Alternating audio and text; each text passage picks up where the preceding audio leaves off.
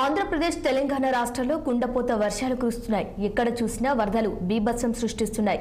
ఎడతెరిపి లేకుండా కురుస్తున్న వర్షాల కారణంగా జనజీవనం అస్తవ్యస్తంగా మారింది.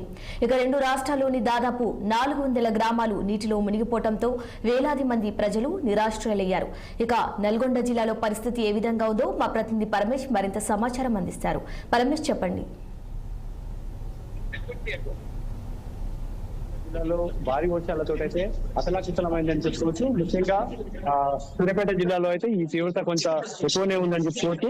కోలాడ నుండి విజయవాడ వైపు వెళ్లేటటువంటి మార్గంలో ఏదైతే ముండేరు వాకైతే భారీగా రాకపోకలు కూడా విరామం చెందడం జరిగింది.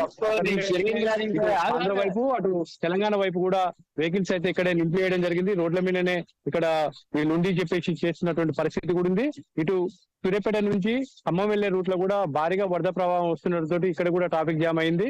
ఏదైతే ఇక్కడ ఉన్నటువంటి జిల్లా కలెక్టర్లు సూర్యాపేట నుంచి ఖమ్మం వెళ్లేటటువంటి వాహనాలను నకరేకల్ మధ్యరాల మీదుగానైతే ఖమ్మం తరలిస్తున్నటువంటి పరిస్థితి ఉంది. ఏదైతే కోలాడ నుంచి విజయవాడ వెళ్లేటటువంటి వాహనాలను నార్కట్పల్లి నుంచి నల్గొండ, మిర్యాలగూడ వయా గుంటూరుగా విజయవాడ తరలించినటువంటి పరిస్థితి కూడా ఉంది. ఏదైతే ఈ ఉమ్మడి నల్గొండ జిల్లాలో ఉన్నటువంటి వర్ష ప్రభావిత ప్రాంతాల్లో ఈ రోజు మంత్రి ఉత్తమ్ కుమార్ రెడ్డి కూడా ఇటు కోదాడ నియోజకవర్గంలో, హుజూర్నగర్ నియోజకవర్గంలో కూడా పర్యటించి అక్కడ ఉన్నటువంటి ఏదైతే వర్షం వలన ఇబ్బందులు పడినటువంటి ప్రజలను కావచ్చు, అక్కడ ఉన్నటువంటి పరిస్థితులను కూడా పరిశీలించి అధికారులకు కూడా దిశానిర్దేశం చేయనున్నారు. ఉమ్మడి నల్గొండ జిల్లా వ్యాప్తంగా 2 రోజులుగా కురుస్తున్నటువంటి భారీ వర్షాలతో అయితే కొంత ప్రాణ నష్టం జరిగినప్పటికీ భారీగా ఆస్తి నష్టం కావచ్చు, పంట నష్టం కూడా భారీగా జరిగిందని చెప్పుకోవచ్చు. ఏదైతే నాగార్జున సాగర్ కు గండిపడి దాదాపుగా 500 ఎకరాల పంట నష్టం కూడా జరిగింది. దీని అంతటిని కూడా మంత్రులు కొమరెడ్డి వెంకరెడ్డి, ఉత్తమ్ కుమార్ రెడ్డి కూడా సమీక్షించి అధికారులకు కూడా దిశానిర్దేశం చేస్తున్నటువంటి పరిస్థితి కూడా మనం చూడొచ్చు. Sirisha. Okay, right Paramesh, thank you.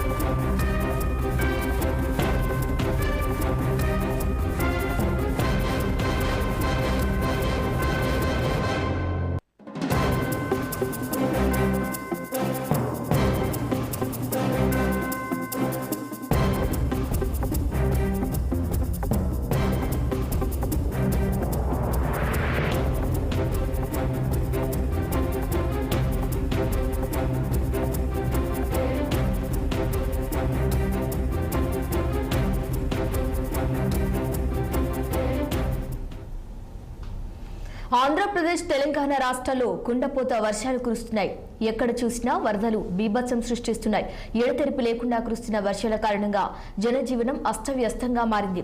రెండు రాష్ట్రాల్లోని దాదాపు 400 గ్రామాలు నీటిలో మునిగిపోవడంతో వేలాది మంది ప్రజలు నిరాశ్రయులయ్యారు. ఇదిలా ఉండగా ఆంధ్రప్రదేశ్ తెలంగాణ సీఎంలు చంద్రబాబు నాయుడు, రేవంత్ రెడ్డిలతో ప్రధాని మోదీ మాట్లాడారు. ఈ సందర్భంగా వర్షాలు, వరదల దృష్ట్యా రెండు రాష్ట్రాల్లోని పరిస్థితి గురించి ముఖ్యమంత్రుల నుంచి ప్రధాని సమాచారం తీసుకున్నారు. ఈ పరిస్థితిని ఎదుర్కొనేందుకు కేంద్రం నుంచి అన్ని విధాల సహాయ సహకారాలు అందిస్తామని ప్రధాని మోదీ హామీ ఇచ్చారు.